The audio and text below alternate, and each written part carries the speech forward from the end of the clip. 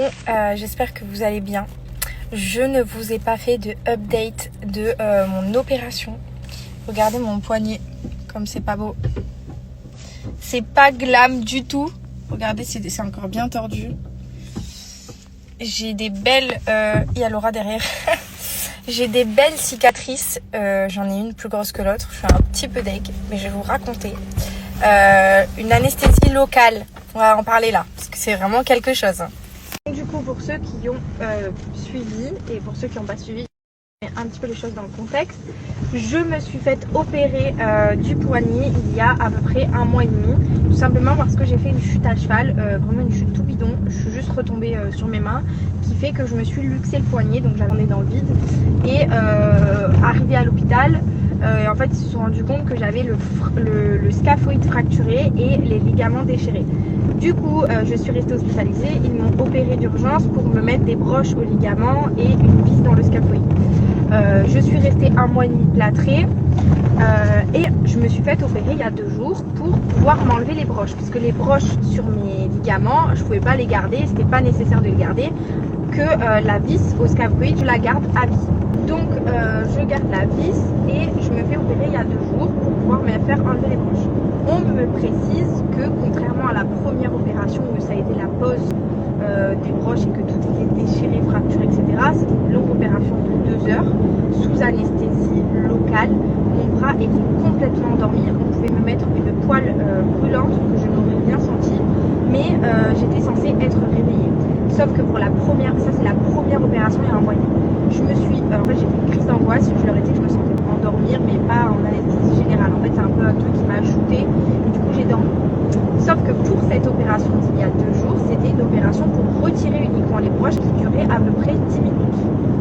Du coup là c'est censé durer 10 minutes, ils m'expliquent qu'en fait ils vont faire des petites incisions là où il y a les broches, qu'ils vont aller récupérer la broche, refermer et que en fait c'est fini, et voilà, on n'en parle plus, rééducation et c'est terminé. Donc je me dis franchement, Jou, prends sur toi. En fait ils m'ont même pas endormi le bras, je sentais tout. Vraiment quand je vous dis que vous sentez tout, vous sentez tout. Une anesthésie locale où on n'a pas le bras complètement endormi. En fait c'est 2 petites piqûres qui m'ont fait sur les incisions, là où ils allaient ouvrir en fait, que tout le reste était complètement pas du tout endormi. Du coup en fait j'ai juste pas senti entre guillemets quand ils m'ont ouvert la peau, sinon tout le reste l'intérieur quand ils sont allés chercher, quand ils m'ont recousu et tout, j'ai à peu près tout senti. Et donc l'opération il commence, en fait je vous explique, non mais c'est par le début, il doit commencer, attendez.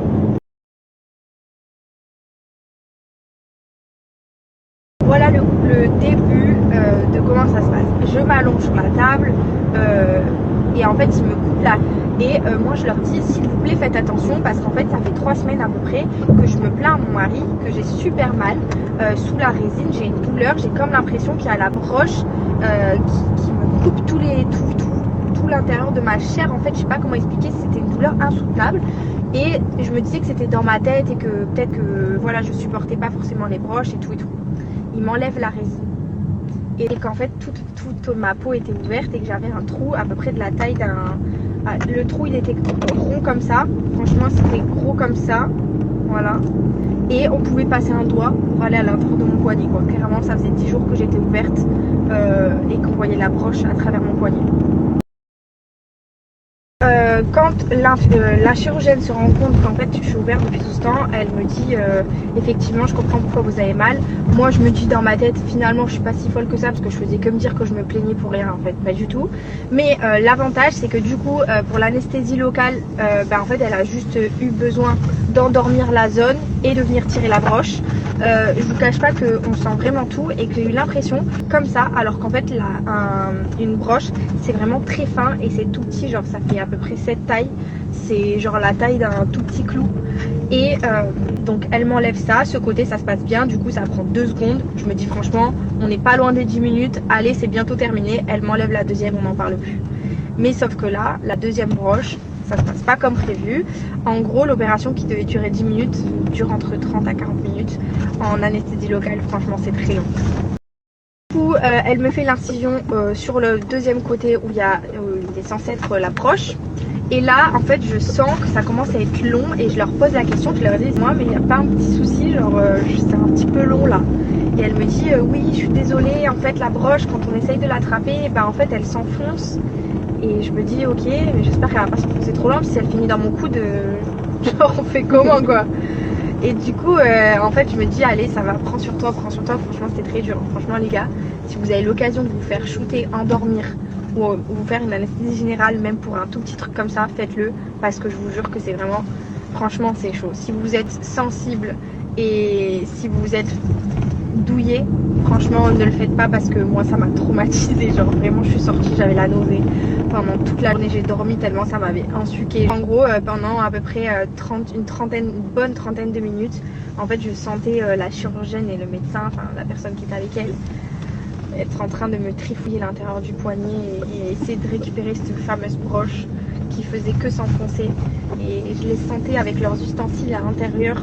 Quand je vous dis que c'était horrible, mais horrible, je sais pas comment j'ai fait pour ne pas m'évanouir. Et donc, bref, donc vient le moment où ils trouvent la broche. Ils ont dû me faire aussi une radio en plein milieu de l'opération. Ils ont dû sortir les machines pour faire une radio parce que clairement ils avaient perdu la broche, je pense. Attention, par contre, je ne remets pas du tout en doute ni en question le professionnalisme des médecins, parce que ma chirurgienne qui s'est occupée de ma main, c'est vraiment une pépite. Genre vraiment, j'ai eu de la chance de tomber sur une chirurgienne comme elle, parce que bah, on voit qu'elle sait ce qu'elle fait, elle est au top, quoi. Mais bon, je trouve que voilà, sachez que ce n'est absolument pas pour remettre en doute le travail des médecins et des chirurgiens, parce que ce qui m'est arrivé, c'est vraiment quelque chose, alors ça n'arrive pas tout le temps, mais c'est quelque chose dont ils nous préviennent, puisque ça peut arriver. On parle quand même d'un tout petit truc comme ça à l'intérieur d'une peau avec une toute minuscule incision. C'est quand même hyper délicat, ça peut être très compliqué. Donc honnêtement, je dis pas que ça va vous arriver si un jour vous avez cette expérience à traverser, mais voilà, il m'avait prévenu que ça pouvait à un moment donné s'avérer un peu compliqué à récupérer et que ça pouvait être un petit peu plus long. Donc en tout cas, ça a été vraiment, moi le seul truc, c'est pas tant le fait qu'ils ont eu du mal à récupérer la broche, c'est vraiment le fait d'être en anesthésie locale, entre guillemets, juste anesthésié sur les deux zones où on m'incise, et de sentir absolument tout ce qui se passe. C'est hyper choquant. Et voilà, donc là j'ai un bel hématome du coup, mais franchement ça va, regardez mon poignet, c'est pas très beau. C'est vraiment pas beau, quoi.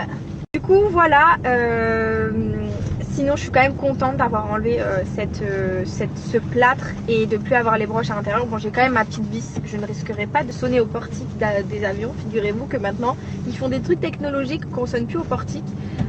Voilà, je vais commencer la rééducation dès la semaine prochaine. J'ai 2 à 3 séances de rééducation par semaine.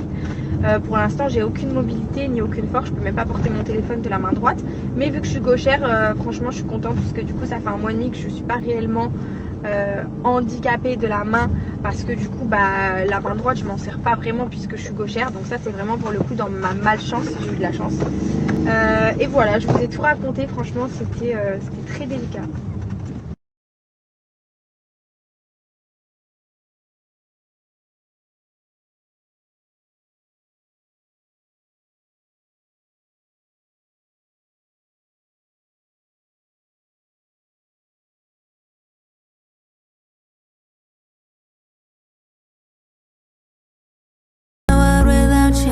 Baby, I don't wanna let you.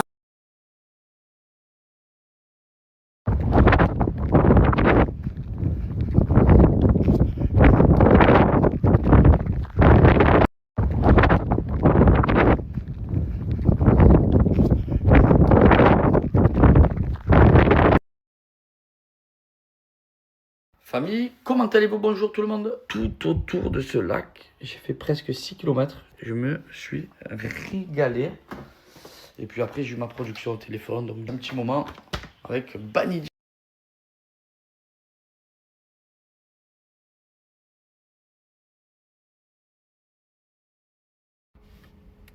Tant qu'à faire, hein. Il fait beau, il fait chaud.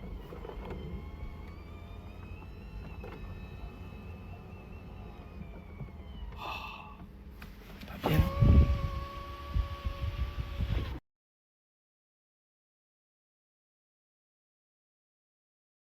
Et c'est le roi de la merguez. Blond, le roi de la merguez. C'est mon frère, ça fait 800 sandwichs à la seconde. Il faut. Voilà, concentré.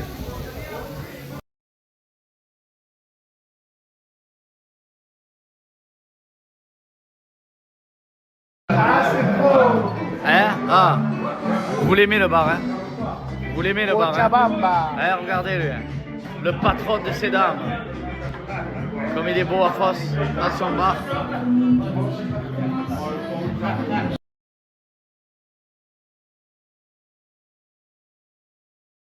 Je vais voir les frères jouer. Hein.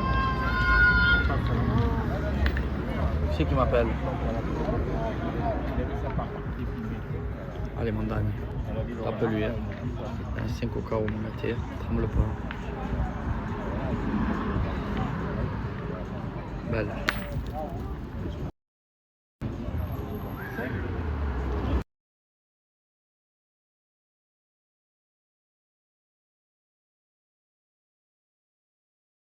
Je l'ai fait enceinte. Hein.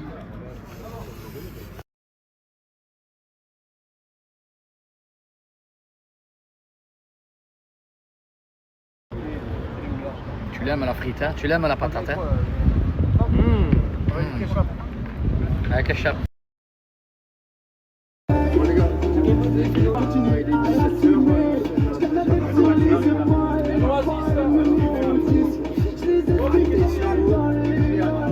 Cochabamba. Cochabamba.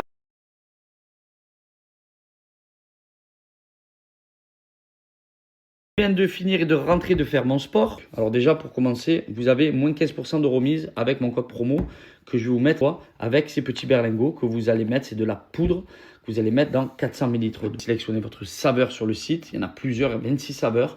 Le salé le soir et le SoShape qui concerne la peau, le pourcent de collagène marin, de la vitamine B8, du zinc et de la vitamine C.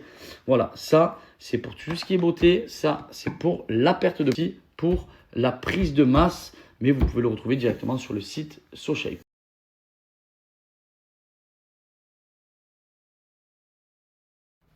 SoShape, prise de masse, perte de la beauty food, tout ce qui concerne la beauté avec le collagène, les peaux, l'ongle et les cheveux. On va aller faire un petit tour et puis dans tous les cas, n'hésitez pas à récupérer mon petit code promo. Je le répète, pour ceux qui veulent perdre du poids vraiment, ça faut apprendre tous les matins avec 400 ml d'eau. Pareil pour le soir en salé et le repas libre le midi.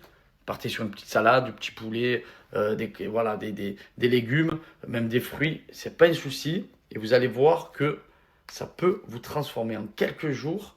Vous allez être surpris du résultat. De toute façon, n'hésitez pas à aller voir les avis, comme je vous l'ai dit. Et puis, sinon, je vous laisse toujours mon code promo de moins 15%. Profitez-en parce que c'est rare que j'ai ce code promo avec SoShape. Des France en doublette.